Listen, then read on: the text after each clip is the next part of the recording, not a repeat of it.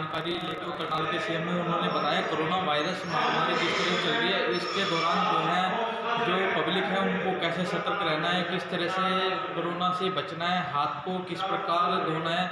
आइए उनसे मिलवाते हैं आपको किस तरह से क्या कुछ करना, हाथ कैसे धोना है। पूरी जानकारी के लिए हमारे साथ जुड़े हुए हैं अश्वनी आहूजा। कोरोना महामारी के तहत जो हम daily surveillance activity, lab testing और पब्लिक में जो भी दुर्भाग्यवश पॉजिटिव पेशेंट आ जाते हैं उनके कंटेक्ट ट्रेसिंग, सैम्पलिंग, जितना भी हम एक्टिविटी कर रहे हैं सभी एक्टिविटियों में करनाल में हम अपने दिन रात अपनी सारे ज़िले की मैन पावर से सभी ब्लॉकों से कोऑर्डिनेशन करके काफ़ी अच्छे तरीके से चलाने की पूरी कोशिश कर रहे हैं।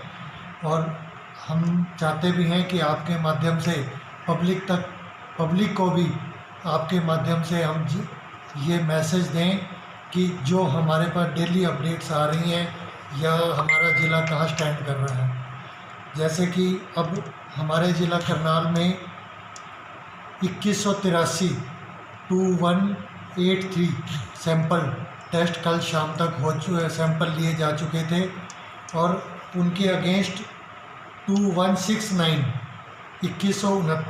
पेशेंटों की रिपोर्ट आ चुकी थी जो नेगेटिव थी और 14 पेशेंट हमारे टोटल पॉजिटिव डायग्नोज हुए हैं अब तक, जिसमें से 8 एक्टिव केस हैं, 5 हमारे ठीक हो गए अपने अपने घरों में जा चुके हैं, होम क्वारंटाइन पे हैं, एक दुर्भाग्यवश डेथ हो गई थी।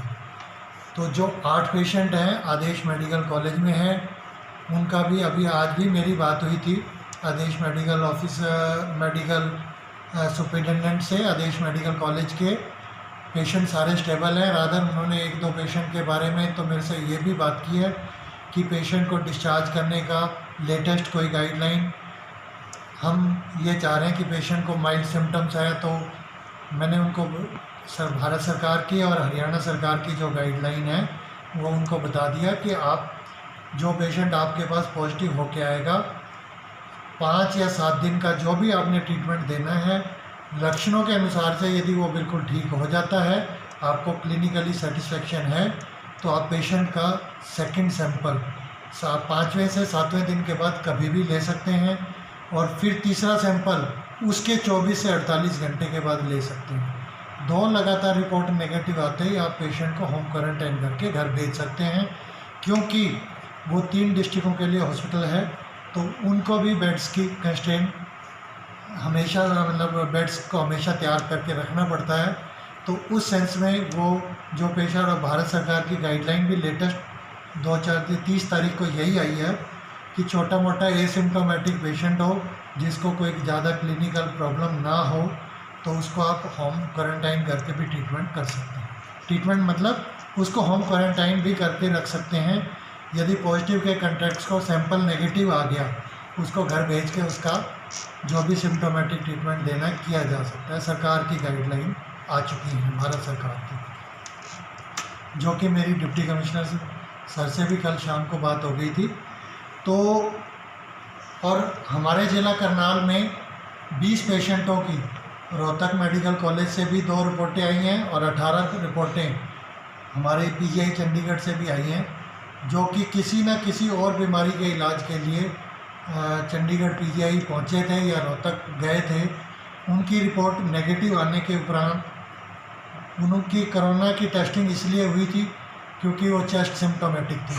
हार्ट अटैक का पेशेंट भी चेस्ट सिम्टोमेटिक कैटेगरी में काउंट होता है, उस वजह से उनका टेस्ट किया गया था, वो सभी भी नेगेटिव रिपोर्ट आई है। ज़िले में आज हमारे को सुबह 11 बजे के करीब 179 रिपोर्ट्स नेगेटिव मिली हैं। उनमें से हमने बाय नेम और 1 to 1 जब मैच करते हैं कितने सैंपल लिए गए एपिडेमियोलॉजिकल लाइन लिस्टिंग के तहत, तो हम मैच करते हैं तो मेरे को मोहिदीनपुर गांव है, मधुबन पीएचसी के तहत आता है, तो उसमें एक ही परिवार के 6 लोगों के सैंपल लिए हुए थे। मेरे को कुछ शक हुआ, फिर मैंने अपने मेडिकल ऑफिसर और सीनियर मेडिकल ऑफिसर के थ्रू वो पूरी जानकारी निकलवाई कि ये एक गांव के इतने लोग एकदम चेक हुए हैं, या तो कोई वेंडर हैं तो ठीक है, या कोई एक परिवार के हैं तो कोई ऐसी हिस्ट्री थी तो जो अब तक हमारे पास नहीं आई, क्लिनिकल हिस्ट्री। तो वर्कर के थ्रू, एमओ के थ्रू, एसएमओ के थ्रू मेरे पास घंटे के अंदर अंदर सारी रिपोर्ट आ गई कि वो 7 और 8 बंदे सोनीपत किसी डेथ पे गए थे और एक रात रुके भी हैं वहाँ पे। तो उस डेथ के से होके आने की वजह से उनका वहाँ थर्मल स्कैनिंग और बाकी चेकअप वहाँ भी हुआ था, हमारे करनाल बॉर्डर पे भी हुआ।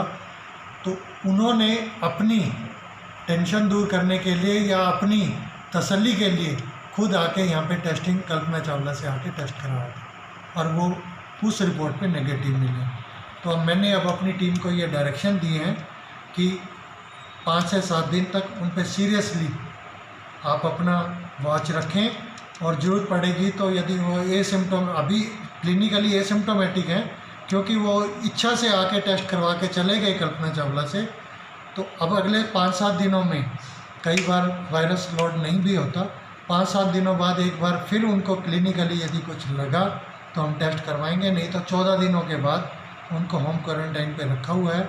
14वें दिन उनको होम क्वारंटाइन से जिस दिन आखिरी दिन होगा फिर सैम्पलिंग टेस्ट करवा के तब उनको फ्री डिक्लेयर किया जाए। तो आप जनता से क्या अपील करना चाहेंगे? जनता से मैं यही कहना चाहूँगा कि जो ये तीसरा लॉकडाउन हुआ है, इस लॉकडाउन में आप ये ना समझें कि कोरोना महामारी का जो भी हमारे पास फैलने का प्रचार प्रसार का जो माध्यम है वो हमारे कंट्रोल में है। अभी तक कोई भी ऐसा इन्फेक्शन का ट्रैक कि हर ज़िले की अपनी अपनी कहानी है, किसी भी ज़िले के लिए कोई भी ऐसा फिक्स रूट नहीं समझ आया कि भाई जिस वजह से सभी हरियाणा में या हरियाणा के सभी ज़िलों में ये एक ही तरीके से फैल रहा हो। तो मैं जनता से यही कहना चाहूँगा, खतरा अभी टला नहीं है। हमारे को सोशल डिस्टेंसिंग ही एक ऐसा एकमात्र साधन है जो हम अपना और अपने आसपास की जनता का, अपने परिवार का और अपनी ग्रामीण वासियों का, शहर वासियों का बचाव कर सकते हैं। क्योंकि आजकल एक काफ़ी ट्रेंड आया हुआ है 2-4-5 डिस्ट्रिक्टों में, दिल्ली एनसीआर के आसपास और दिल्ली और मुंबई में बहुत ज़्यादा केसेस आ रहे हैं, तो उनका कोई सब्जी मंडी का लिंक निकल रहा है। तो मैं जनता से भी यही कहना चाहूँगा कि हम प्योरली जो भी वेजिटेबल्स किसी वेंडर से ख़रीदते हैं तो सोशल डिस्टेंसिंग मेंटेन करके ख़रीदें। सब्जियां लाके उनको अच्छी तरह से गर्म पानी से या जैसे भी है उनको घंटा 2 घंटे के लिए धो के रखें और किसी भी तरह से हैंड वॉशिंग पे ज़रूर ध्यान दें, सैनिटाइजेशन के ऊपर ध्यान ना दें। और ख़ासकर जो स्मोकर्स हैं, बीड़ी सिगरेट या अग्नि का किसी भी तरह से यूज़ करते हैं, उनको सैनिटाइजेशन करके अपने हाथों पे सैनिटाइज़र लगा के आग के नज़दीक नहीं जाना चाहिए उससे, क्योंकि इसमें अल्कोहल होता है तो उसको कहीं ना कहीं डर रहता है कि कहीं वो भभक ना पकड़ ले। तो मैं जनता से यही कहना चाहता हूँ, इस लॉकडाउन में वो अपनी मानवता के आधार पर अपनी जनता के बचाव के लिए, अपने परिवार के बचाव के लिए, महामारी का जिसका कोई अभी डेफिनेट इलाज नहीं है और वैक्सीन भी अभी नियर फ्यूचर में कोई ऐसा स्कोप नहीं है कि हम कल वैक्सीन आने वाली और हम लगा के बंदों का बचाव कर लें। और पैंडमिक के दौरान वैक्सीन इमीडिएटली कभी भी नहीं लग पाती है, क्योंकि अभी हमारे को इन्फेक्शन किसके अंदर है किसके अंदर नहीं है वो भी नहीं पता।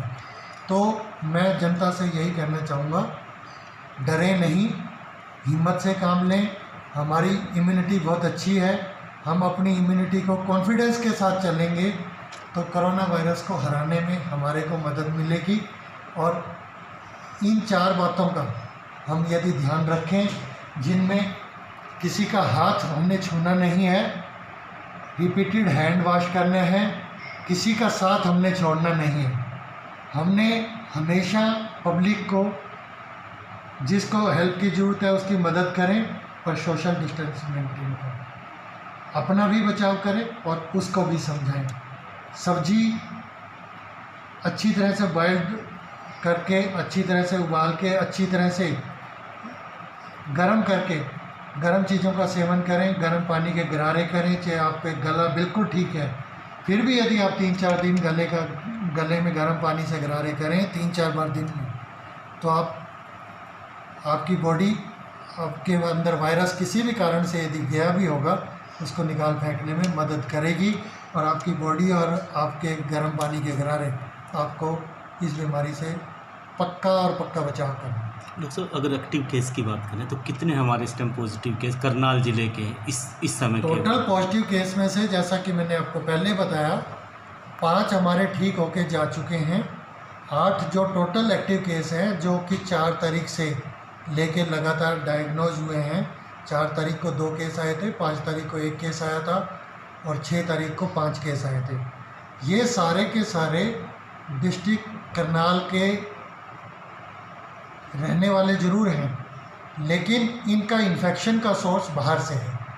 जो पहले 4 तारीख को 2 केस आए थे, उनमें से एक रामनगर का था, वो दिल्ली से इन्फेक्शन लेके आया, 4 दिन दिल्ली रह के आया था।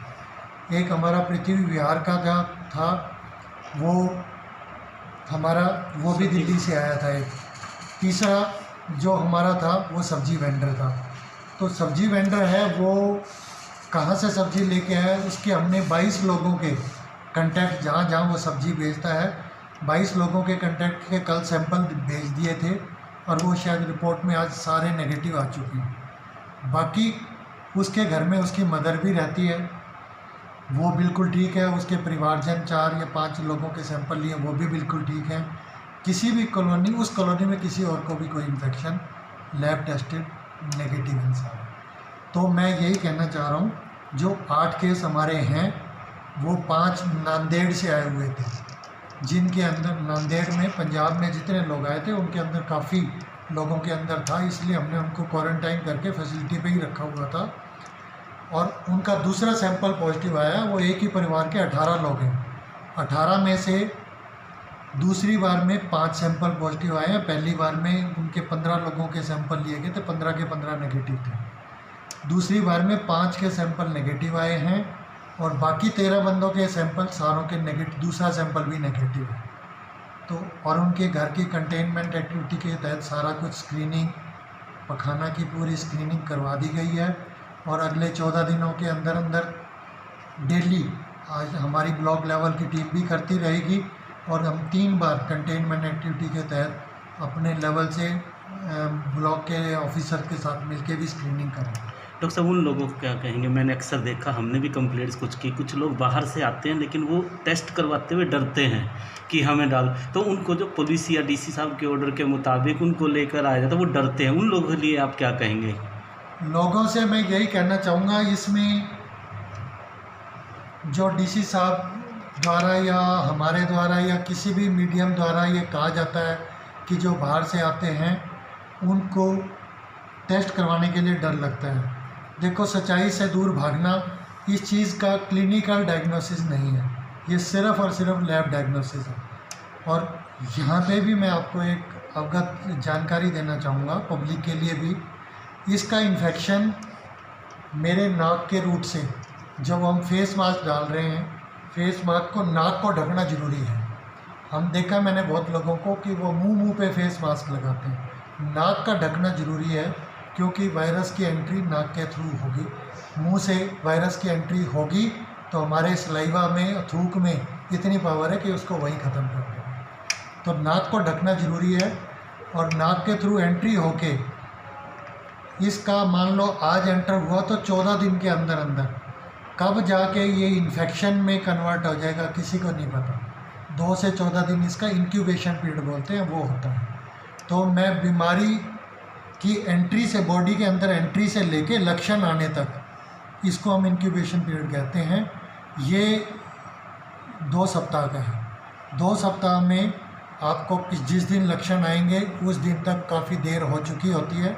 इसके तहत आपको, आप जब भी कभी दिल्ली, बॉम्बे, महाराष्ट्र, एमपी या कहीं पे भी जहाँ ज़्यादा केस डायग्नोज हो रहे हैं, वहाँ से आ रहे हैं, तो आके अपनी एक जांच करवा लें, जिससे आपको भी खतरा यदि कोई हो तो पता चल जाए और आपके आसपास रहने वाले लोगों के लिए भी खतरा ना बने।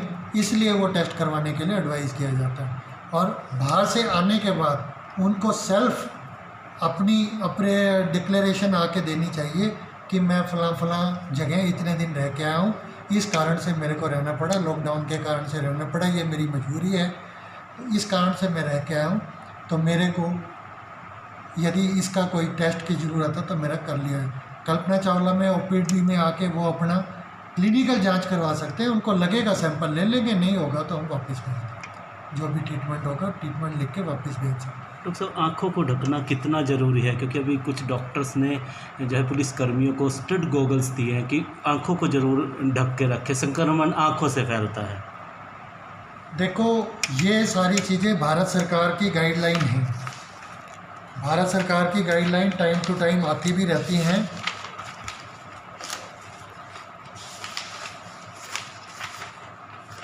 ये भारत सरकार की गाइडलाइन है, गवर्नमेंट ऑफ इंडिया की। इसमें आउट पेशेंट डिपार्टमेंट ओपीडी जिसको हम कहते हैं, अलग अलग कैटेगरी के लिए ये इन पेशेंट डिपार्टमेंट जिसको हम एडमिशन कहते हैं, ये हमारे एम्बुलेंस के लिए है, ये हमारे अंदर के स्टाफ के लिए है। अलग अलग कैटेगरी के लिए अलग अलग चीज़ें प्रिस्क्राइब कर रखी हैं कि goggles, N95 mask, PPE kit purely और प्योरली मौसम को देखते हुए भी और अदरवाइज़ भी जो आइसोलेशन वार्ड में और जो हॉस्पिटल के साथ पेशेंट के साथ डायरेक्ट टच में हैं उनके लिए ज़रूरी है। और जो एम्बुलेंस में पेशेंट को ट्रांसपोर्ट करके आते हैं, पॉजिटिव पेशेंट को छोड़ के आते हैं, उनके लिए ये इक्विपमेंट ज़रूरी है ताकि वो कहीं क्रॉस इन्फेक्शन में ना आ जाए। अदरवाइज़ आज की डेट में मौसम के हिसाब से भी बीमारियां हैं। चश्मा लगाना गलत नहीं है, आपकी आंखों को डस्ट से बचा देता है, सनलाइट से भी बचाता है, वेल्डिंग लाइट से या किसी भी टाइप की स्ट्रॉन्ग लाइट से वो भी बचाता है। और पुलिस को क्योंकि दिन भर धूप में, अच्छा गर्मी भी बहुत ज़्यादा है, बाहर टेम्परेचर भी ज़्यादा है, उस सेंस में यदि वो लगा रहे हैं तो वो पर्सनल प्रोटेक्टिव मेजर के बेस पे लगा रहे हैं। कोरोना की वजह से अच्छा उनको पता नहीं किस टाइप के लोगों से पालना पड़ता है, तो वहाँ पे उनकी प्रोटेक्शन ज़रूरी है, इसलिए उनको दिया गया है।